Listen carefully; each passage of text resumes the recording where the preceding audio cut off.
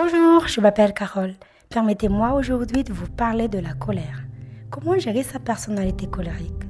Puisqu'actuellement, la plupart des gens sont susceptibles à s'énerver. Tout d'abord, la colère est un caractère humain naturel, une réaction vive et toutefois violente qui se provoque lorsque nous nous énervons. Nombreuses sont les causes qui peuvent entraîner la colère chez une personne, comme les malentendus, les critiques, la jalousie, ou peut-être aussi la personne est juste de nature colérique. Pourtant, la colère peut être dangereuse. Permettez-moi de vous raconter l'histoire de jeune Tom et de sa mère. Alors que sa mère l'a attendu toute la nuit, Tom ne rentrait que le matin.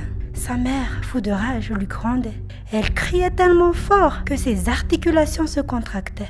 Elle parlait dans tous les sens car plus rien ne s'arrangeait dans son cerveau. Et le pire, sa fréquence cardiaque s'accélérait dangereusement.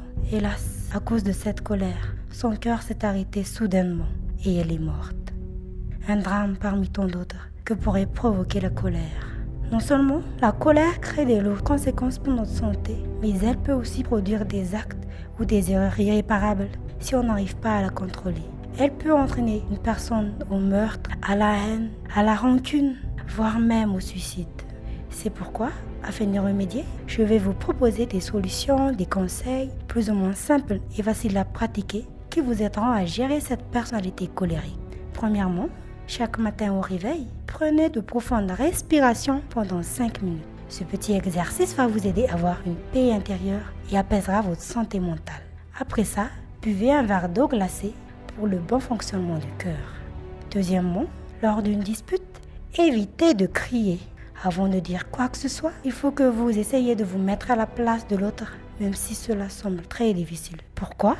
Car la colère primitive peut mener à notre colère si nous n'arrivons pas à gérer nos langages. Alors, la situation ne cessera de s'aggraver. Troisièmement, toujours bien analyser la situation. Est-ce qu'elle en vaut vraiment la peine de gaspiller votre énergie? Ne nous irritons pas facilement pour rien. Le mieux, c'est de rester calme et toujours garder son sang-froid. Quatrièmement, soyez optimiste. Surtout, n'oubliez jamais de sourire. C'est bon pour la santé.